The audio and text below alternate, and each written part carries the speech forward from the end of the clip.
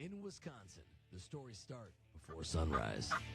They start in a deer stand, in a duck blind, on the front deck of a bass boat. Welcome to the Flippin' Sticks and Throwin' Lead podcast. With your hosts, Eric Tasker and former Major League pitcher Paul Wagner, this is everything outdoors. Hunting, fishing, conservation. The wins, the misses, and the memories that stick with you for a lifetime. Out here, you earn your stories, and we're here to tell them. All right, Mr. Wagner. Well, we're back where it feels home. We're back at the Wagner Ranch. We've got a little bit different setup. We've just been buying stuff left and right for this show now. It's like, all right, we've got a banner here. We've got a banner in my place. We're going to have another satellite recording location that we're going to be able to, use when the baseball season kicks off, because that's right around the corner. Right. We've got turkey season that's coming up right around the corner. Yep. So I went to Fleet Farm yesterday, and I realized I have a waterfowl choke. I won that fancy shotgun last year. Yes, I know. It's like 1/3 of the weight of yours. It's like you're using a tank to shoot, to shoot turkeys. Yes. And I was there, and it's funny because, not that long ago I had this story with Vortex Optics. I needed to buy a turkey choke. So I'm like, I'm going to go look. I'm going to just browse around. We're going to see what happens. See what I end up buying. Right. Because that's what always happens at Fleet Farm. So I'm sitting there, and I'm one row removed from the gun counter. Okay. So if you can imagine, on that far side, there's like all the Vortex binos. Yep. All of the stuff that they have, rangefinders and all that. And a guy, an older gentleman, had to have been 70s. Oh, older than me. Older guy. I said that very cautiously. And he's talking to the guy behind the desk, and he's like, I can't believe that, the stuff is so expensive now. And the guy's like, well, yeah, it's really nice when they actually have, it's nice to have one component, and it's a bino and a rangefinder. And then he's like kind of explaining it to him, which is what Mark Boardman came on the show to talk to us about last year. And I almost went over by him and said, look, just buy it. It's really, really good. And if you ever break it, because they were kind of talking about like, oh, this guy dropped it, and, he was able to get it replaced. And I was going to go tell him my story. My rangefinder stopped working. Right. I reached out to the team there. Within a day, I had a new rangefinder. They're so good about this VIP warranty that they have that you don't have to worry about it anymore. You don't even have to think about it. So just go ahead and do it, and you'll be set forever.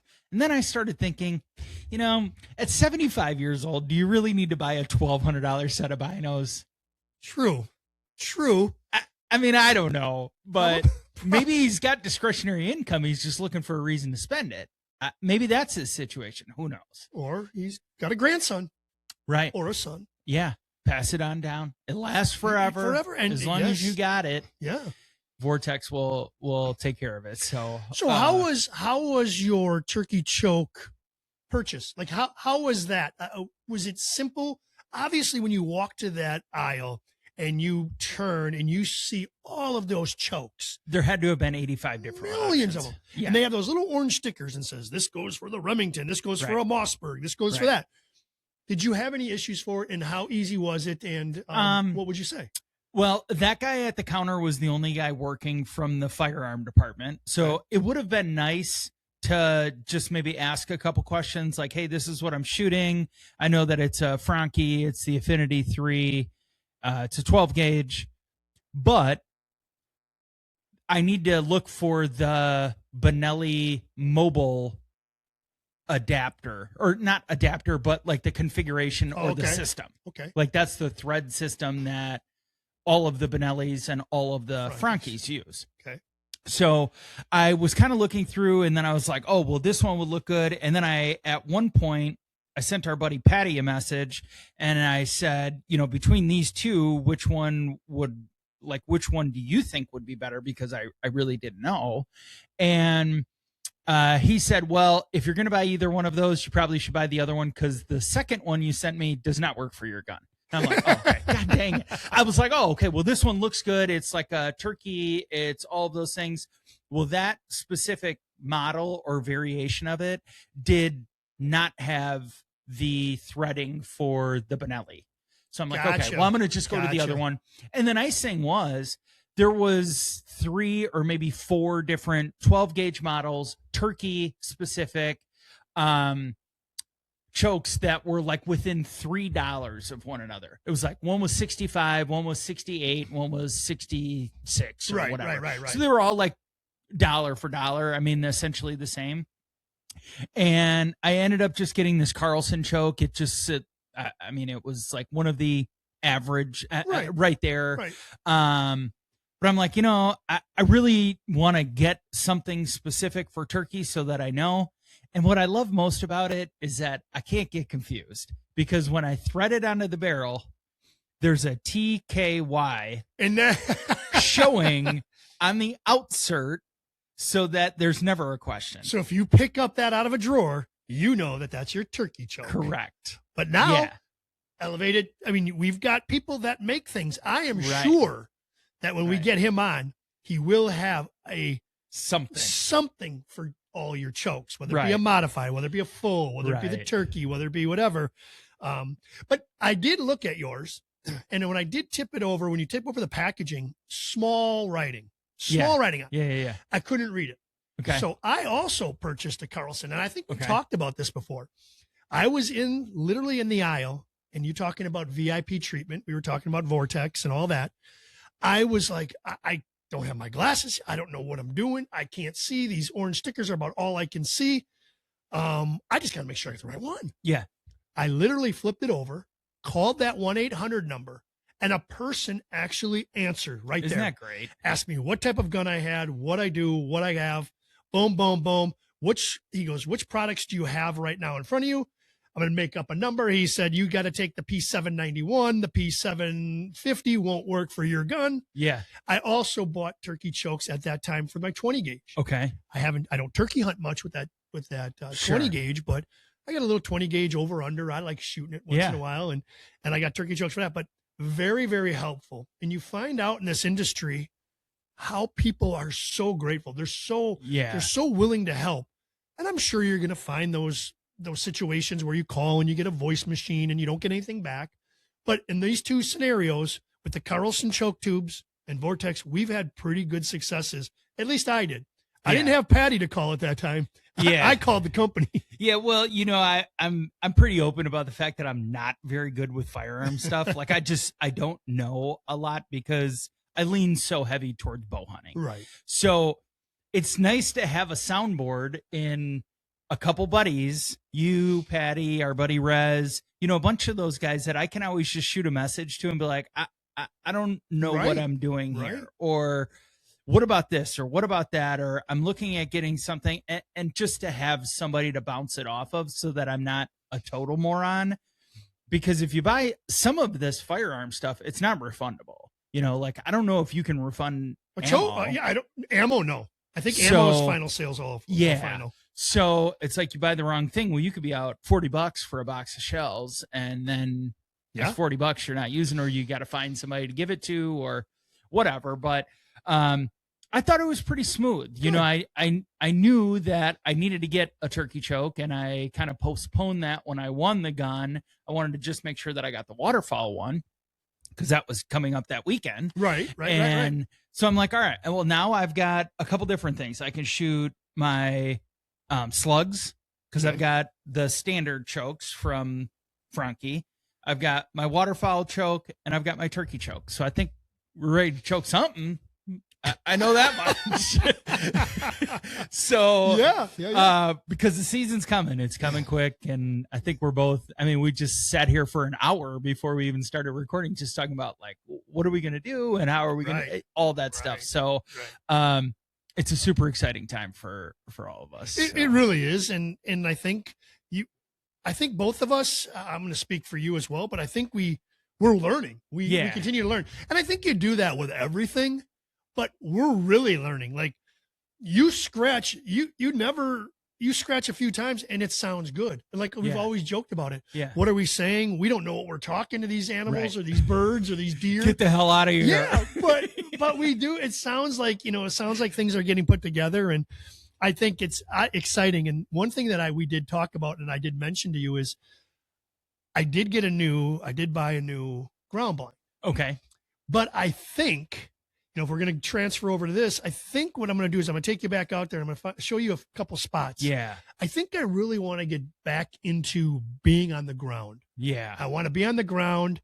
I want to be still. I think you get a little complacent, and I think everybody does. You get complacent when you're in a redneck or a ground blind because you can move, you can pick your coffee up, you can drink, you can miss something, you can look at your phone, and you can play games and all that stuff. Yeah. But when I've never done that, so I don't know, but chase bees. yeah. But when you're outside, it's like, yeah, I think so. So Yeah. I just checked my turkey bag, and I made sure that, my off spray, I think I have 40% DEET. Okay. Does say repels ticks. I don't necessarily have that problem, but maybe it will be. You never know, because I haven't been out for so long. But I think it's going to be a year where I'm going to at least take one of those seasons and jump into the field. Sure. Jump into the field. Yeah. Well, and I did that last year. You've got your orchard here where you're like, just go sit at the end of that. They usually come from kind of that area. Remember that video that I sent you of that raccoon? Yeah. And it's like this raccoon walks right up in front of me and just stands up on its back legs and looks at me like, what the hell are you doing here? I'm like, what a funny little run in that you have. But you get up close and personal, and that's kind of part of the fun of it all. Yeah. And do you have a turkey vest? Is that what they're called? It's like where it slides out underneath you. And... So you can, mine is straps up to the top. And then once you pull those two straps on both sides, right and left, this little cushion flops out. Yeah. But I think I'm still going to set it up where I can come. I also have, when I was hunting out in, I believe I was out in Richland Center, or maybe we were out in Kansas. Sure. And there's mock blinds. It's like Okay. a mock blind. It's like about 2 to 3 feet high. Couple stakes in it. You can kind of surround yourself so you can move your feet around a lot, Right. unless I'm scratching leaves or something like that. And then I actually got a turkey chair. Turkey chairs are really nice. Because they're like 4 inches off the ground or whatever, yeah, right? Yeah. but you still have to get down there. So when you're old and you got to get up from fat, and I got to get up. I roll over, get out. But I'm definitely going to do that. I do have one of those. I also have a little ghillie suit that we had talked with Jared about. Yeah. I'm not going to use that right now, but I have a vest, and it'll be here. So if you want to use it and you decide to go out, the vest will be here, and you can throw it on and go sit down. But I'll show you exactly where I'm going to do this. Well, I think we're just, I mean, come on. It feels like it's been forever, and we're just chomping at the bit to do this. And we still have I think it's almost, no, it's probably 3 weeks now. Because first weekend of April is youth, and then second weekend is of youth, and then first season. Yeah. But I mean, we're getting the itch. We're walking out here. We're seeing things. There's deer out here. A hen runs across, and I'm like, oh, we still got to wait. How long do we got to wait? Yeah. I wanted to almost jump out there. But when I was waiting for you to come, I was walking around, and we were looking for some other things. And I was like, man, maybe I should just go into the food plot and just scratch a little bit. See what happens. Yeah, just see what happens. I've also seen where people do that early morning, and I've also seen sort of like when we do whitetail deer, and we were talking that 10 to 2 range. Yep. That's a 10 to 2 is a big hit for bucks sometimes during the rut. It's also this one said 11 a.m. turkeys. And I've never heard that before. And it said, get that early morning right out of the roost. If you roost them at night and follow them and know where they're going, you can have a pretty good idea. And then that's the ones you want to jump when they jump out of a tree. You want to be down there, obviously get down there in time so they don't see you. Or do you let them land and do that 11 o'clock harvest? So I was thinking, you know what? I know it was a little bit early, but when you were coming over, I'm like, maybe I should just go out in that field and just see. But I didn't. But again, those are another topics to talk about. We'll fly the drone over it and see what's going on out there. Oh, that's great. Speaking of drones and trying to look for birds, did I send you those pictures of all those turkeys that I saw the other day? Yes. Okay. Yes. So it was fun because I was actually on the way home from a shoot, and I'm like, there's at least 6 birds over there. So I'm like, where's the drone at? I'm going to just go fly it up above. I want to see what's going on over there. I realize it's private ground, but I still want to see them. Probably 30 birds. I mean, it was just crazy. And I've seen that a couple times now over in that area. I'm like, yes, starting to see them fanned up. Yep, that's what I told you that I went for a run the other day, and there was like against some of the public hunting ground that there's like an area by us, and it beat bright red heads that stood out so much it almost stopped me in my tracks. That like it was so noticeable. It was like a solo cup in the woods that just against that brown and tan and green and kind of grimy, it just popped so much. I'm like, okay, is that a decoy that someone painted? Right. Or yeah. Is that a cardinal? Yeah. But we're starting to see that stuff, which exactly. is super exciting. And yeah, it's great to finally get some of this. I mean, it's cold again today, but it's great to have some of those like warm days. Yeah. Because I'll tell you what, when I get up in the morning and I open the door and I let the dogs out and I hear the birds chirping and I feel a little bit of that warmth, but maybe a little bit of a chill, like, okay, I think it's a hoodie kind of a day. Yep. I'm like, man, I'm ready to go. I'm ready to sit in the woods again. Yeah, I'm ready to do it. Exactly. And it'll be here before we know it. So, speaking of which, I got to take some days off and I got to get some of that stuff like kind of just like sorted out because I'll probably come and just do like mornings again. And you made a good point though. Catching them roosting at night. I think maybe I'm going to try and do that a little more this year, just coming out like the night before and just kind of listening and maybe standing in the orchard and kind of figuring out like, are they making noise? Can we see them go into the roost? And that might help a little bit in terms of like, do I sit in the blind? Do I sit down the orchard? How are we going to do this? But I feel like I can put more effort in to my hunting, and I'm going to try and do that this year. We say that all the time, but yes, we're going to do it because you could literally go down the lane and go halfway to the blue chair, right? Because we know they roost in there. Yeah. Whether they roost north or south, right? We know they, but where they land out is what we want to do. So if we know they're in there, you can get down there. And it doesn't take long. We can go down there for, 5 minutes, 10 minutes, 15 minutes, and just kind of plan it to be kind of like right at that, like later, 6 to 7 window, and just kind of see what's going on, and maybe just sit down, maybe even cluck and purr a little bit and see what's happening out there. I mean, I'd probably bring my shotgun because if one walked by, of course I would shoot it if we're in the season. But and then those pine trees, that back corner of those pine trees now, I don't know if you've seen it, but over the years, as they've risen and grown. We talk up, down, underground. NPK. It's going up. Now it's kind of clearing out on the bottom. So you can see under there, and it'd be a nice place to sit too. You don't necessarily have to go sit in a blue chair. Sure. You can get underneath those pines. Get underneath over there as well. Speaking of NPK, we have, it's, I think like the last big show of the year is the Sportsman's Expo in the Dells this weekend. I bring that up because a couple of our friends that are there, but also Monster Buck Seed Company is going to be there. So if you're going to the show, make sure to stop and talk to those guys, see what they all got. I just saw they just released a new product in advance of this show that they're kind of debuting there. So that's pretty cool. I don't know if it's like a mineral support, like a feed additive kind of a thing. I just saw like, it almost looked like a salt and pepper shaker of some sort.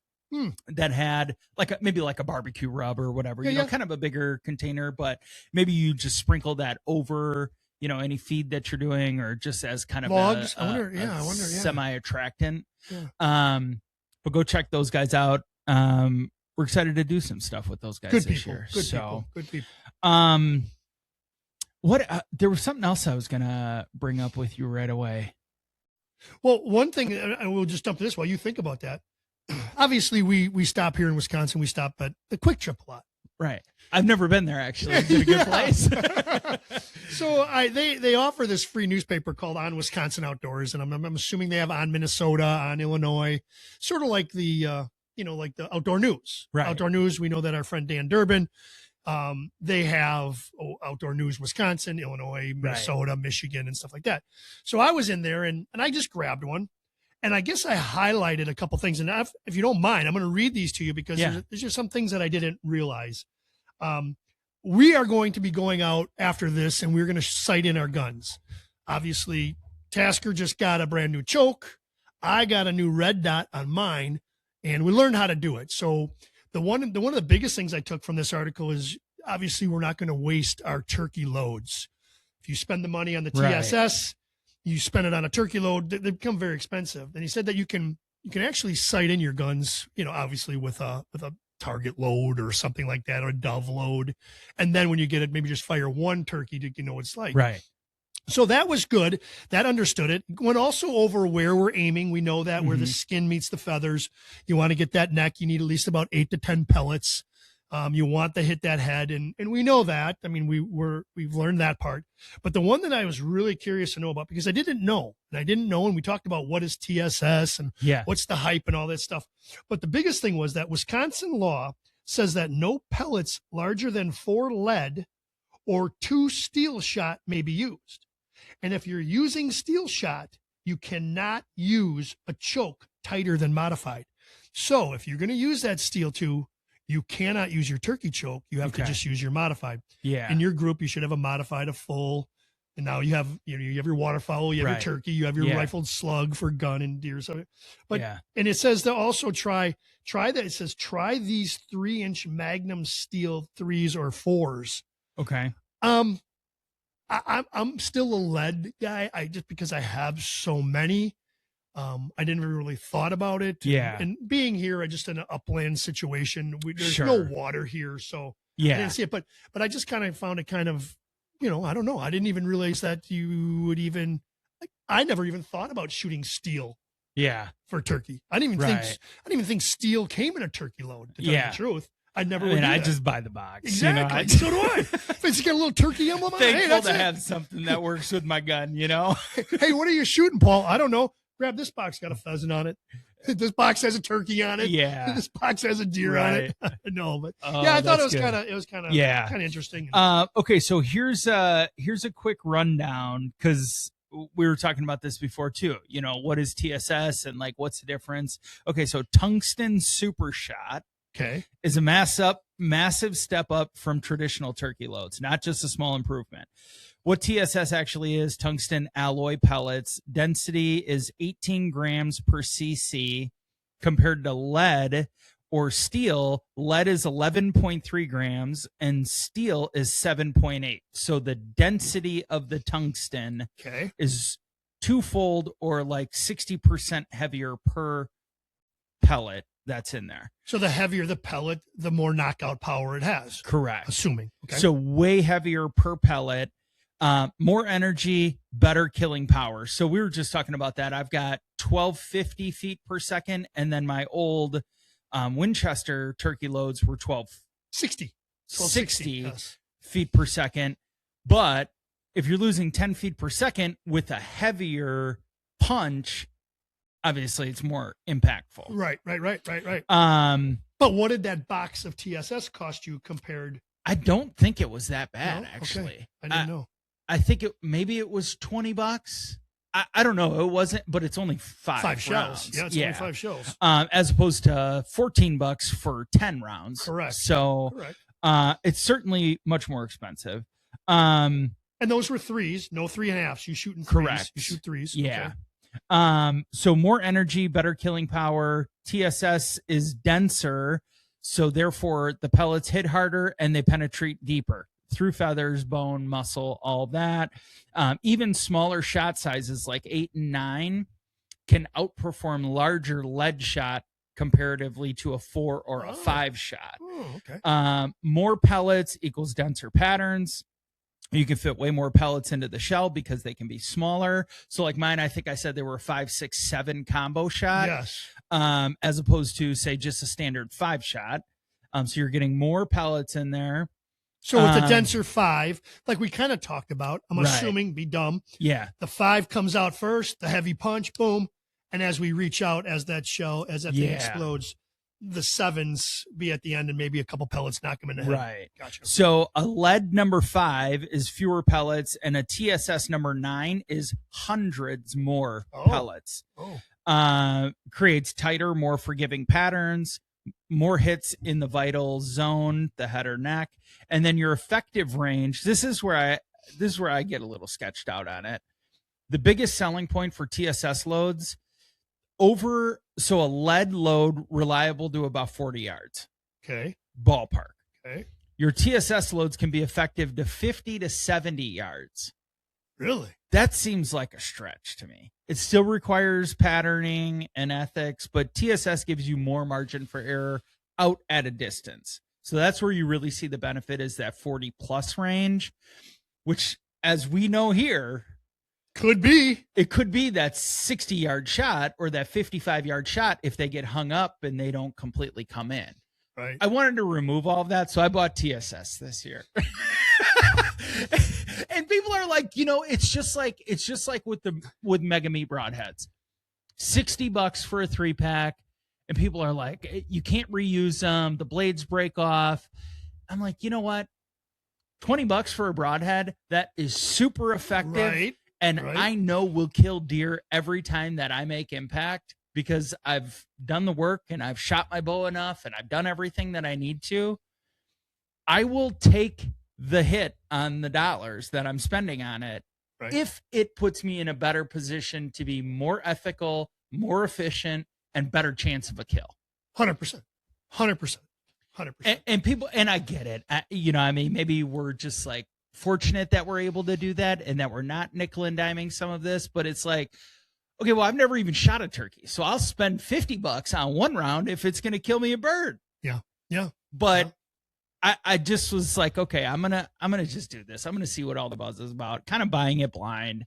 And then just another thing, it says better pattern accuracy. TSS pellets are harder and more uniform, less deformation in the barrel, more consistent shot strings, cleaner, tighter patterns, and then of course your downsides, $8 to $15 per shot. That's because that's the biggest drawback by far. Price, yeah. Got to have the proper choke. Patterning your gun is mandatory. Not all guns and chokes perform the same with TSS. Number 3, an overconfidence risk. People stretch shots out too far because TSS can, doesn't mean you should. Ethical range still depends on your pattern. A simple way to think about it, lead, bigger pellets, fewer hits. TSS, smaller pellets, way more hits, and still hit hard.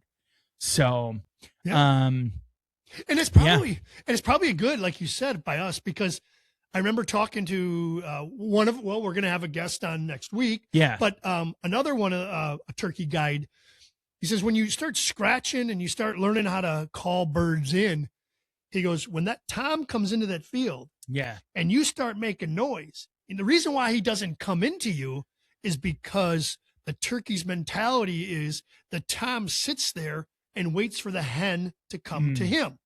If you scratch, whatever you want to do, make a noise, and that tom comes in and you're quiet, the tom gets pissed off. And he's like, where is she? Why isn't she here? That's why it is. So he was saying, if you're doing long range shots, I go, sometimes I got long. He goes, my perfect scenario or my reasoning to you is, if the toms aren't coming in close enough, you're calling too much. You're calling too much. And he goes, too loud. I said, what? He goes, softer, lesser strokes. Yeah.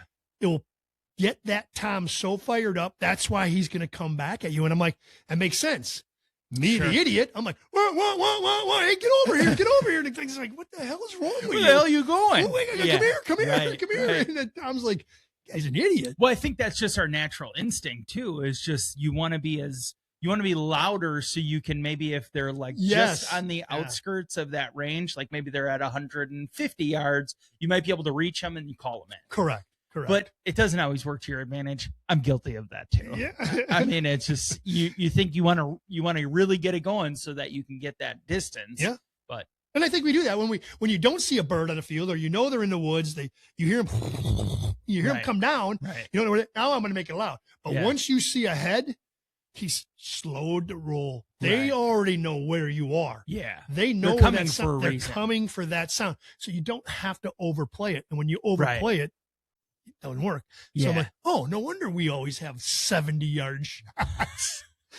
Turkey's like, what the hell's wrong with these guys? 400 times in 2 hours. He's like, oh, What are we doing? Oh man, that's good. So there we go. That's our rundown on TSS. I think that kind of answers our questions. Yeah. That makes sense, Yeah. right? I Yeah. mean, so are you going to start shooting TSS loads now? No, because I have so many. Because you have So basically many. an ammo store here. Yeah. I got to start shooting because we went into that rut. You go Throwing lead, baby. Let's do it. I know, but you get one turkey, and I mean, knock on wood, I haven't done a multiple shot. Like for 3 years straight, I think I went through the same box because I took one shot. Right. And I was always using, with the iron sights. Yeah. My dot was good at the end. Yeah. All I did was pull the white one or the gray one out. I believe it was a True Glow. I put an orange or a green one, a fluorescent one in there. Never need it. 3 shots.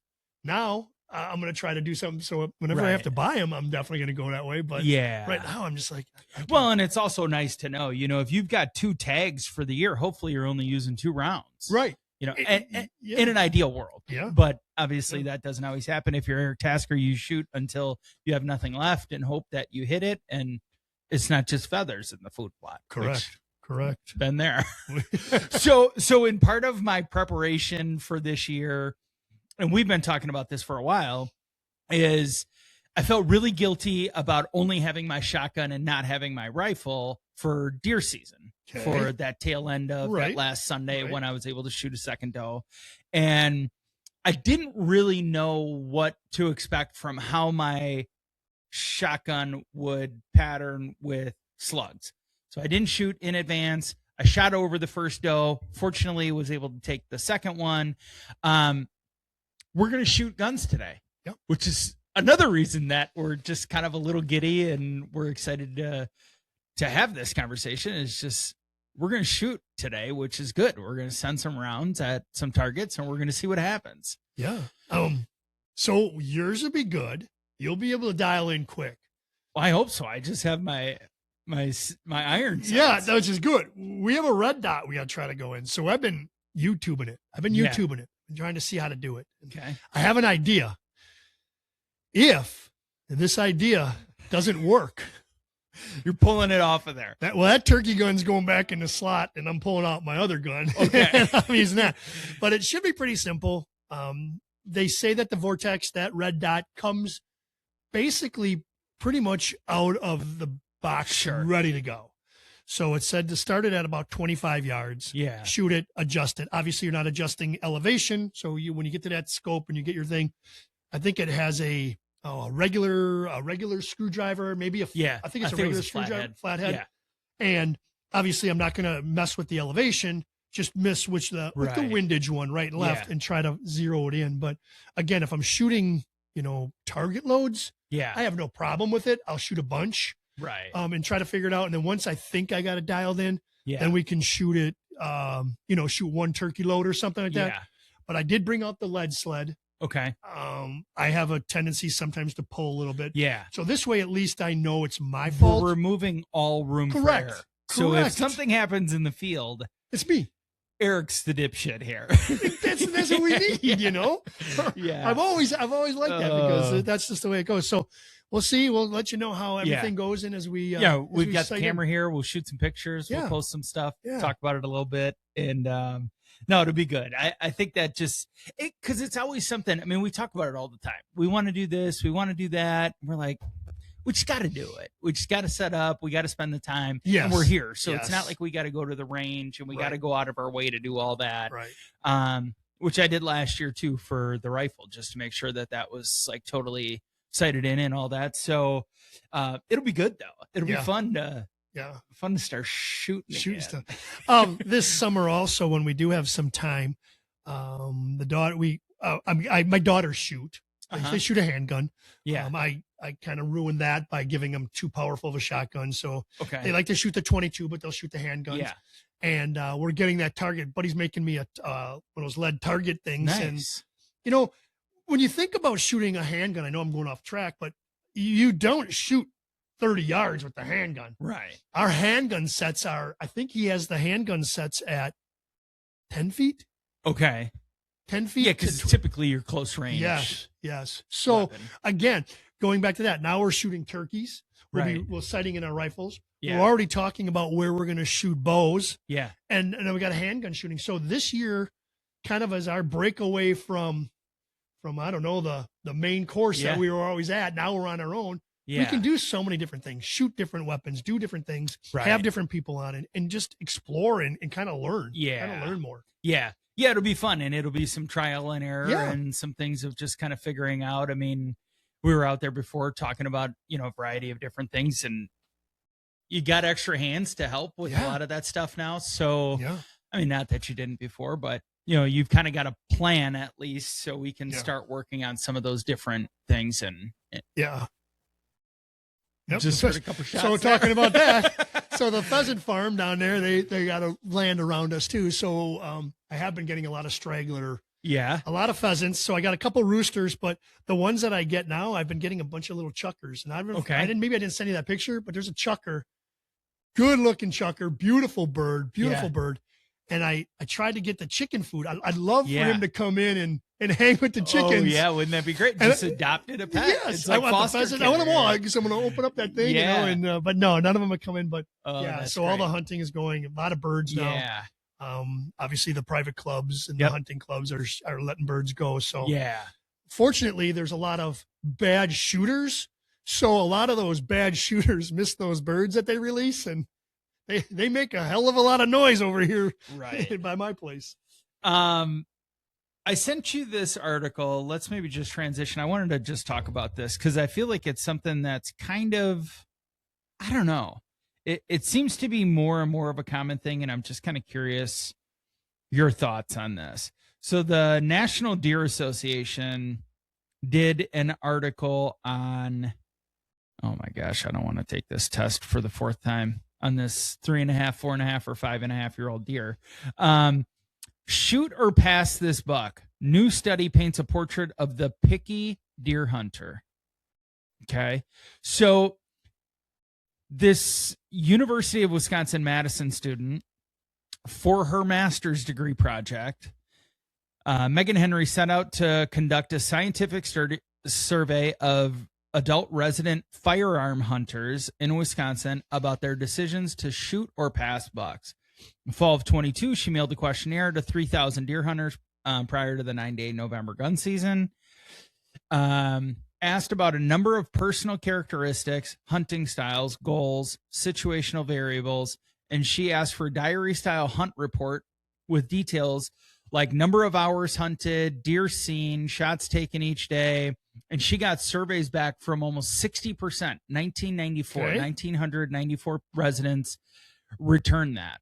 And in total, they logged 7,668 days afield with a buck tag. Of these, 1,820 daily reports were by deer hunters who had at least one shot opportunity at a buck that day. So we're talking about opportunity and a buck. Right. Not just does. Right. Meaning the buck was in range. The hunter said that they had a shot opportunity, and the hunter still held a valid tag.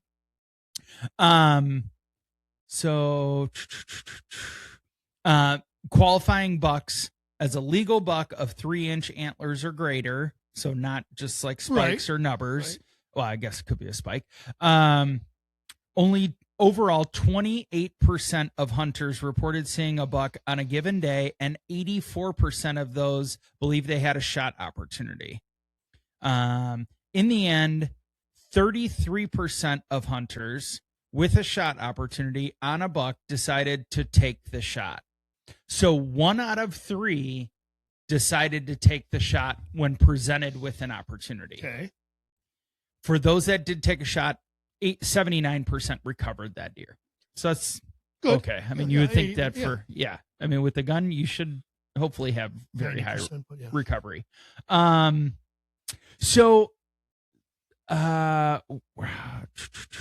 I'm just kind of going through this as well. So is this the one that you sent me the test and I failed? Well, I didn't fail, but yeah.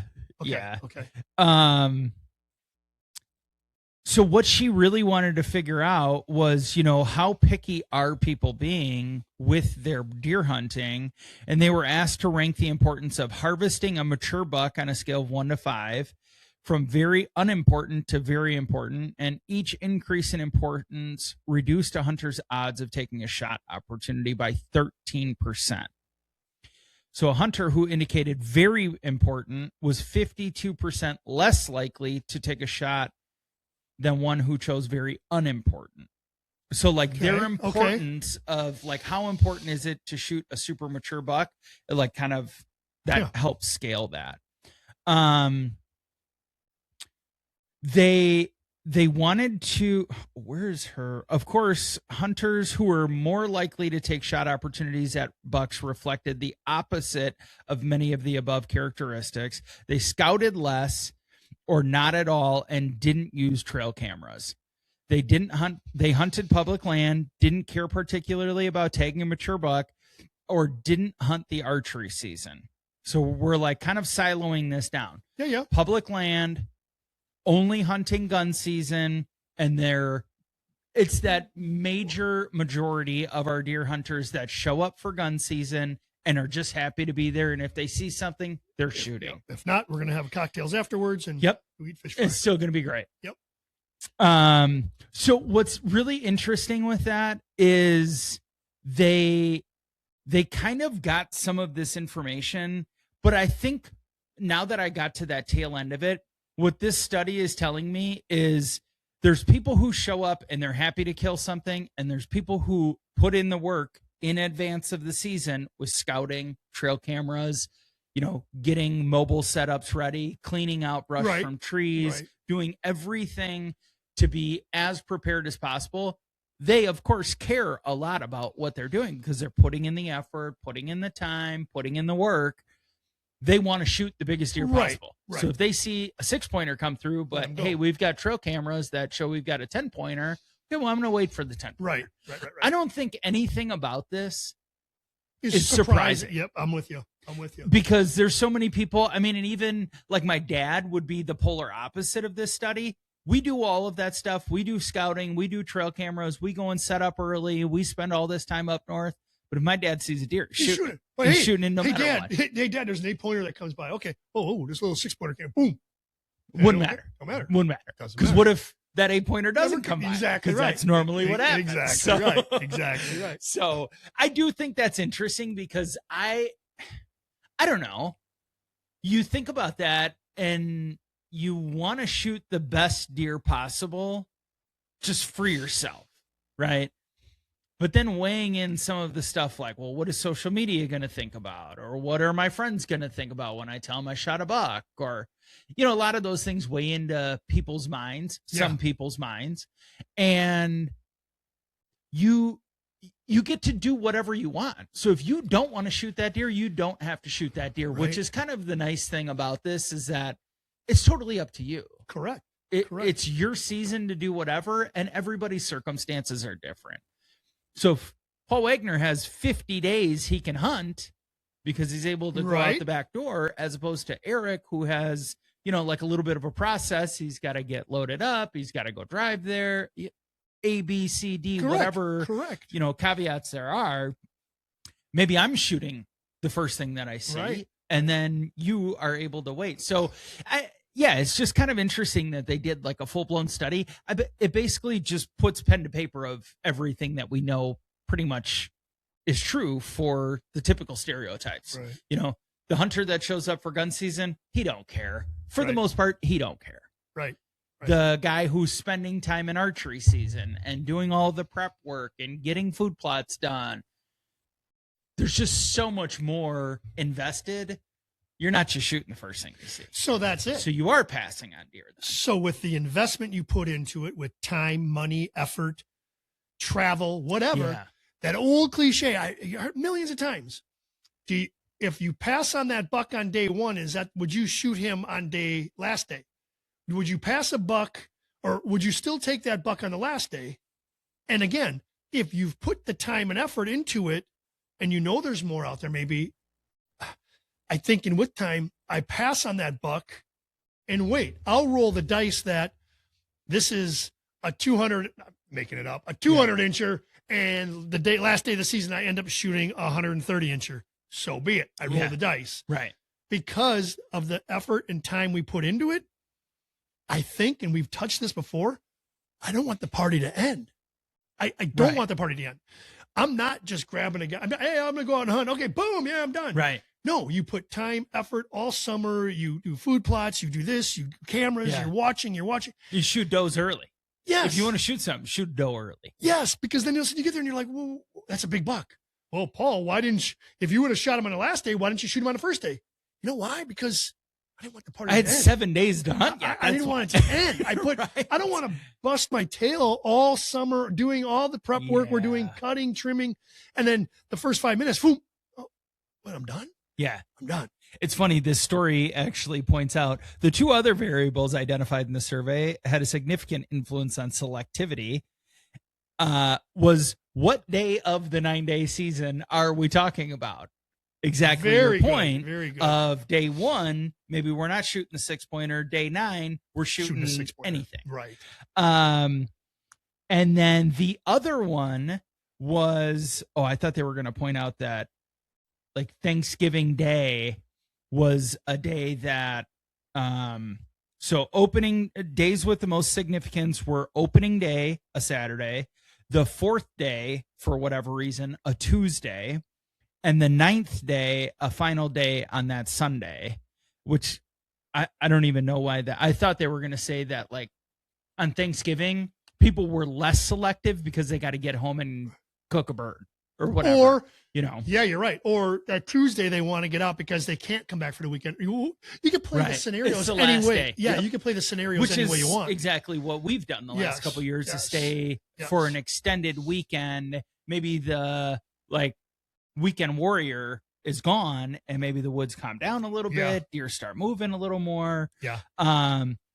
It is. Yeah. I mean, it puts pen to paper of kind of everything that you could generalize about deer hunters. It's funny that the NDA had to go through and do like an entire story, but I guess if it's for somebody's master's program, they need to do the research anyways. And it's something they're really curious about. So, well, then we look at that. Now look at turkeys. Unless, I don't know if you remember a couple of years ago when we first, do you remember when I had a double bearder here? Oh yeah. So I wait, but generally speaking, I believe I'm going to say, unless there's something crazy. Yeah. Multiple beards. I don't know if for some odd reason you can see 2-inch spurs on this thing or something, but I'm going to believe that turkey hunters, not like whitetail hunters, 99% of them see that first tom come in and they thump it. They thump it right away. That first morning. Yeah. It's a whole different mentality with turkey hunting than it is with deer hunting. I really do believe that because I'm sure it is. Yeah. I mean, I just think for myself that I'm like, well, if I see a beard that's bearding, it's catching TSS. Yeah. And hopefully I don't just blow the rope off. Right. So, I guess you look at it differently, and well, and what a I don't know, maybe a relief that going into turkey season, that your goal is, I just want to see a tom. Right. I don't need to see the tom unless there's like something crazy happening, or you got a white one, or you got a double, triple, quadruple bearder or whatever, or like some very unique, super long or super thick rope that it's got. Yeah. You're just trying to see a bird. Whereas you're like, okay, I'm running cameras leading into deer season. We got this 12-pointer, man. I'm waiting for that buck because I know he's around and I know the neighbors haven't gotten to him. And it's a totally freeing mindset, I think. It is. It really is. Your game plan totally changes. 100%. You just got to see the redhead and 100%. And you get excited. You get right away. Yeah. But I remember when he was out there, I think I was I might have been on the north side. And I could see him when he was walking and he'd go out like this. Yeah. And that's when you could see the double beard. And I'm like, oh, I got to have that. And then, what are you waiting for? What are you waiting for? Well, you guys shoot everything else. I'm going to wait for that double bearder. Yeah. And again, if you didn't, it's hard to tell if he comes out and you shoot him and you get him. But when he would walk out like that, he'd sneak. It would always be like here's a tree. and he'd sneak over and look like he knew I was there. And when he'd sneak out, you could see the two beards. And I never got him. And sometimes when you say a double bearder, he probably has a triple, or maybe even four. More. Yeah, you never know when you get it. But from that angle and that sight, I could see two for sure. Yeah. And I waited. And I think our buddy Tim just was like, "Did you get him? Did you get him?" I go, no. And then I think I ended up shooting a Jake. I ended up shooting a Jake that year, just to get the girls off my tail because they wanted some turkey breast. Yeah. Okay, I'm not going to put the cart before the horse, but what's your process post harvesting a bird? So you're taking tail off, beard off, or like what's your process after you shoot a bird? I'm not a big fan guy. I don't dry them out, salt them. Yeah. I don't pin them on cardboard, to keep them. I have one like that already. Yeah. Unless I really wouldn't do it no matter what. There's no because I I need stuff in the basement as we found out. I'm going to do is I'm going to cut off, I'm going to measure both the spurs. Okay. And or we know, you don't know yet. Yeah. But in Wisconsin, I'm going to say, shoot, 75% of every bird has a 7/8 inch spur. Okay. So they're always right around that 7/8. The big harvest is 1 inch plus. Correct. Right. So everything always seems, you try to get that little seam or where that is. Try to stick that there. Can I get an inch out of it? No, it's generally always 7/8. Okay. Everybody I talk to, 7/8. Yeah. So I cut one leg off. I'll keep that spur. Okay. That one leg spur, and I keep the beard. That is all. Okay. And then I breast them. I don't do the big breast. I just cut them. I'll breast them. I'll cut that breast up, and then I just do it. So we breast probably a waist of a bird in some people's eyes. I don't drop them in the fryer. I have a big fryer, and I always got confused because when I bought my fryer, I think I won it. It says an 18.5-pound bird. Okay. And again, I've always been to the fact that when I lift up a bird, there's heavy ones in it, but they're more than 18.5. I think that thing out there says 18.5 pounds. Okay. So I've been really reluctant to do that because I see all these horror stories like grease fires, oil, turkey thing explodes. Yeah, blows up. Right. People, houses burn down and stuff like that. I'm like, no, I ain't gonna do that. So I got a nice barn here. We don't want to lose that. But I don't want to. Yeah. So I breast them out, and that's how I eat them. That's how we like them. Okay. It's not a turkey. It's not a homegrown. It's not a turkey for Thanksgiving where it's this is a wild turkey. And if you look at those legs, someone knows how to prepare it better than me. Sure. But they're rough. They're tougher. They're more muscular. They're not as store bought, and they're not as farm raised turkeys. Yeah. So I've always had problems with it and trying it. So I just breast them out. We cut them out, and the girls eat the chicken nuggets, and they love it. They love it. Nice. Okay, so if you had to guess what the heaviest wild turkey recorded in the U.S. is, I'll give you two options: weight and state. Weight and state. I'm gonna say Wisconsin. Okay. And I'm gonna go big. I think I'm gonna go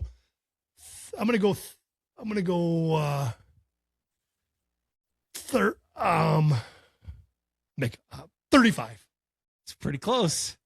37.6 pounds is the biggest ever recorded. 2015, Kentucky. Oh. It's the all-time heaviest wild turkey ever recorded. Okay, so for perspective, your average gobbler is 17 to 22 pounds. Big northern birds, so this is even especially unique because that's a Kentucky bird. Big northern birds, 25 plus pounds. Extremely rare, 30 plus pounds. And then here it says 30.7 or 37.6, absolute freak of nature. Yeah. But I checked Wisconsin then. Heaviest notable Wisconsin gobbler, 34.5 pounds, 2002, shot by Scott Cernahus out of River Falls. Okay. So northwest, up there in the Mississippi area. Yeah. So, Wisconsin has produced 12 turkeys over 30 pounds. It's among the highest in the country. Your backyard is literally one of the best places on earth for giant turkeys. Does turkey have a scoring Midwest. like a Boone and Crockett? Like they go, I think it doesn't turkeys go spur length, beard, and weight? Is that what you do? Yep. Weight? Most states don't just track weight. They use the NWTF scoring system, which includes weight, beard length, spur length. Yeah. Okay. So a state record bird may not be the heaviest, but it may win because of Beard. monster spurs and Long beard. Yeah. Okay. So then your typical benchmarks, 20 plus pounds, a solid mature tom, 24 to 26 is a big bird, 28 to 30 and above is giant. What does it say? And maybe you know this without even looking up. Can you harvest a bearded hen? Have you? I've seen them. I've seen them before. They don't obviously get the red head and stuff. You can see them, but when you see a beard, when you see something, I know, because that's dangling- my problem is if I see a beard, I'm shooting. Right. And I didn't know, is it like a albino? Yeah. That's probably hard. It probably isn't, but like an albino, if it has a little bit of brown, I'm sure a bearded hen is allowable. Yeah. So short answer, yes, in Wisconsin, you can harvest a bearded hen during the spring turkey season. In Wisconsin, spring turkey regulations are based on visible beard, not gender. Gotcha. Gobblers, toms, bearded hens. Yeah. Fall season is different. Fall hunts are often either sex, but you got to check your zone rules. And then, Have you ever harvested a fall turkey? no. Have you ever bought a fall tag? I was upset because that one year, remember, I was sitting in the redneck. I was And like, they're all "Man, if I turkeys." had, it was the day that I missed that big doe. Yes. And there was 17 beards 7 feet from the redneck. Yep. I was like, I know deer are going to show up. I can't blow this out and shoot one of these birds with a rifle. Okay. So I was so mad that I didn't bring my bow with. Yeah. Because it was like one of those like late season, whatever. Yeah. And no, but I did last year just because, you've had so many birds out here. And just in the odd chance that I would be able to, snag one. But no. Neighbor never. I'm just harvested. a loser. I'm just Neighbor harvested a couple fall. He likes fall birds. He likes fall hunting. Yeah. Different sequences, different calling, different. I don't really know what it all entails differently, but he says it's a different hunt. It's sort of like he likes the challenge. So he also, this is really weird. When we always apply, it seems like 100% of us, we always apply for that first 2 seasons. Yeah. He always applies for the last season. Okay. He believes that's the hardest season to hunt. The birds are dispersing. I don't want hard. I know, me neither. I want the easiest, highest likelihood. He likes that. He thinks it's hunting. It's harder. Yeah. It's a much harder hunt. Sure. And if somebody else knows that and somebody has that feeling the same way and they have that same philosophy, I'd love to hear about it. But yeah, he never applies for the first 2 seasons. He always applies for late season because that's he says it's a harder hunt. It's a harder hunt. Wow. I'm going to just see if I can grab statistics. I got to believe the first and second season are the harvest numbers. Probably 50% of your birds are harvested. I bet you that's a good number. 50% of your birds are harvested in 1 and 2. No. It does. Okay. Period AB about 22 to it's just kind of ballpark. 22 to 28% success rate. Okay. Period CD is peak breeding, 25 to 30%. Okay. Period E 18 to 24, and then late season period F 10. is 12 to 18%. Really?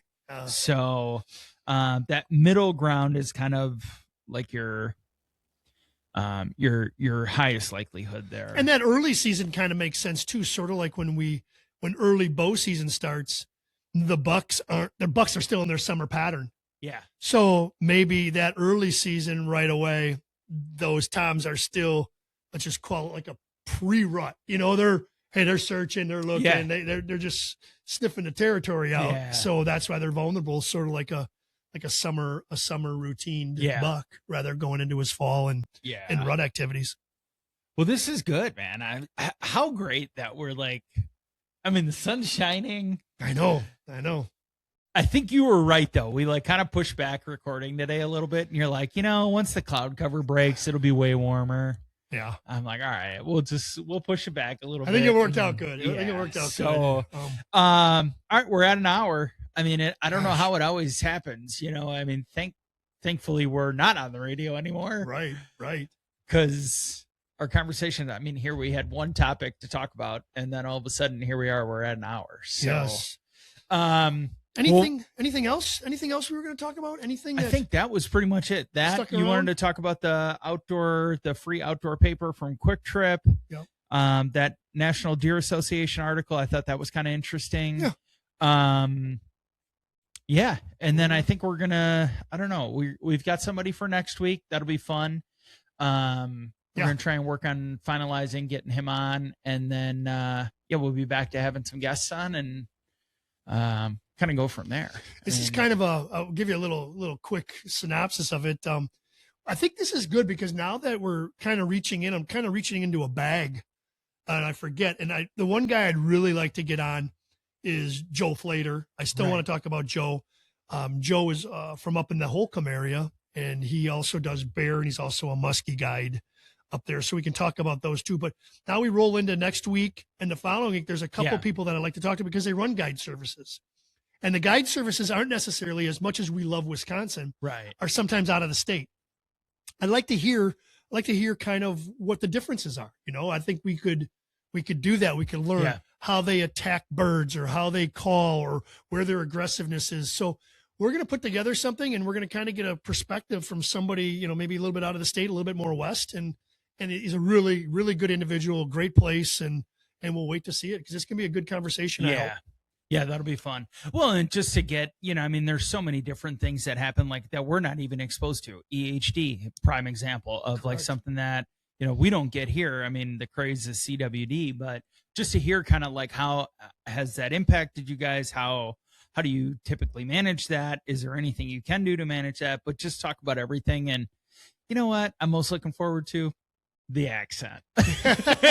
being basically a Southerner. Right.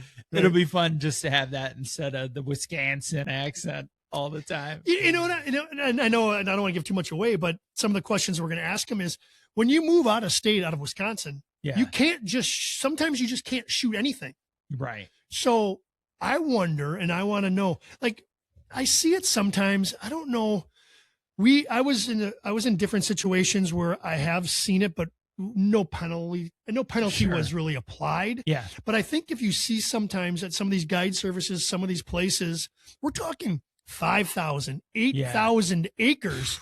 And some of these people harvest animals that don't, they're too small. Right. And in Wisconsin, I always like to see it, or I like people to say, hey, you shoot what you want.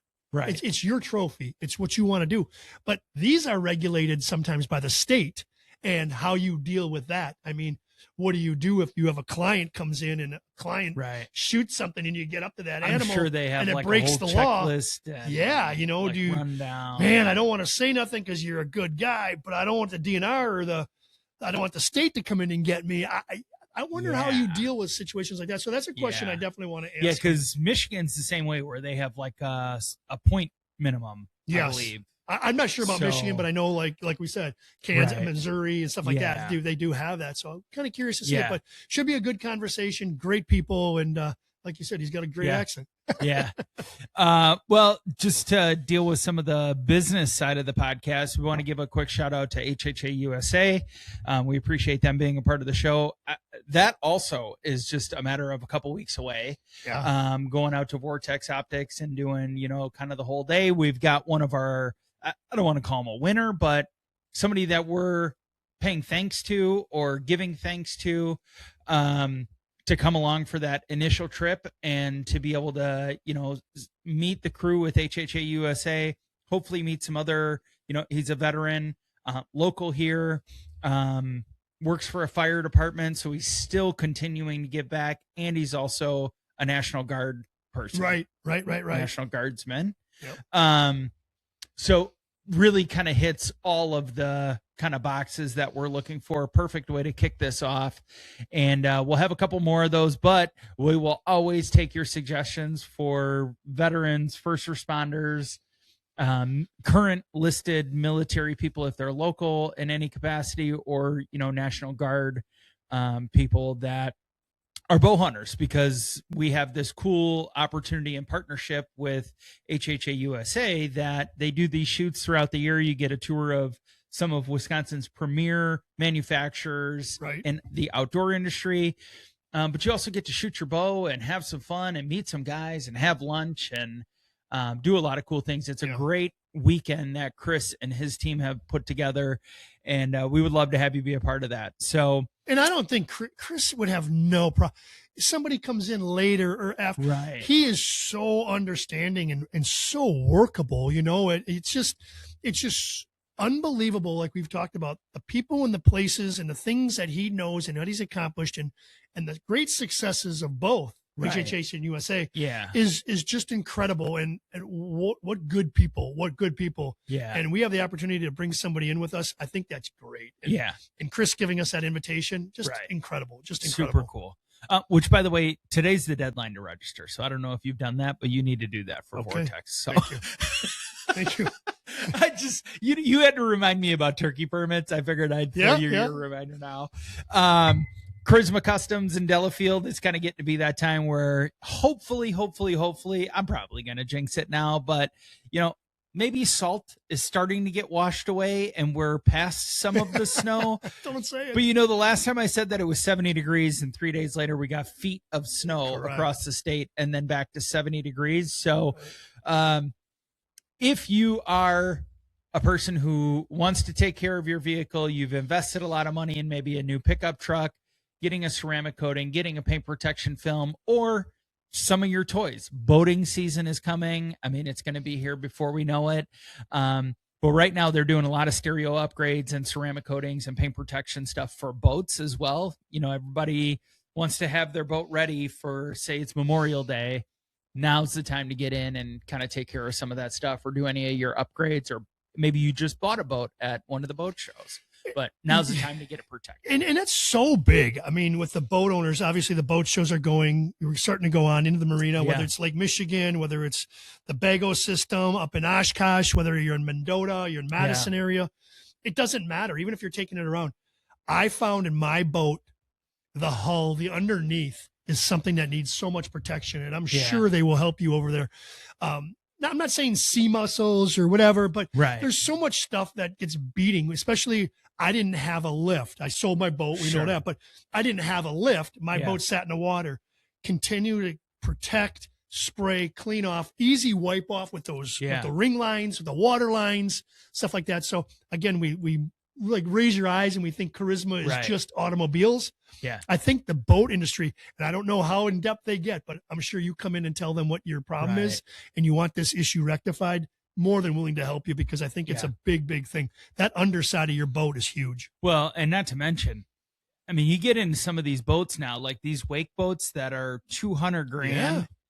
Yeah. I mean, there's people that are dropping some serious coin on these things, and you want to do anything and everything you can to try and protect it. So, and you know what, lifts are lifts, but if you're not fortunate enough to have that, if you're like in a marina like I was up in the Oshkosh area, then my boat sat in the water. Yeah, and you don't like that. Hey, this is just going to be a random tangent because, of course, that's what happens. Have you seen this Randy Moss series, Chasing 10? No. So Randy Moss, football player, wide receiver, Hall of Famer, the man. Okay. He's a big angler. He's a big fishing guy. Okay. And I don't know if you know that, but so he worked with a company. He has an enclosed boat trailer that goes in the water, drops his boat off, and he pulls up. Yeah. And it's fully outfitted. It's got his whole like chasing 10. So his whole thing is chasing a 10-pound bass. Okay. And he's traveling. He's taken this, not a semi, but this like enclosed trailer around the country and fishing with all these top fisherman, Really? and he's trying to catch a 10-pound bass. And he's got this sweet, it's got like all topo lines all over it, all that stuff. So it's super cool. I'll have to send you it the next time it comes up. But I just saw like the intro video of it, of like, here it is. This is what it's all about. It's got like an electric winch on the front end, and like it just hooks it up, and you just back it right into the water and pull it out. It's super cool. All right, enough about that. But all right, well, another week for Paul Wagner. This is Eric Tasker. Another episode of Flipping Sticks and Throwing Lead. Like, subscribe, engage with us. Wisco Bow Hunting on pretty much everywhere that you go. PWags_1967. I always have to get the 6 and 7 correct. Right. Yeah, everywhere that you find podcasts, Apple, Spotify, YouTube. We're starting to get some traction, so we appreciate any feedback or engagement that you might have for that. But yeah, for this week, we're going to go shoot some guns, man. What do you say? Oh, I'm ready. Let's go. Let's go. All right. Here we go.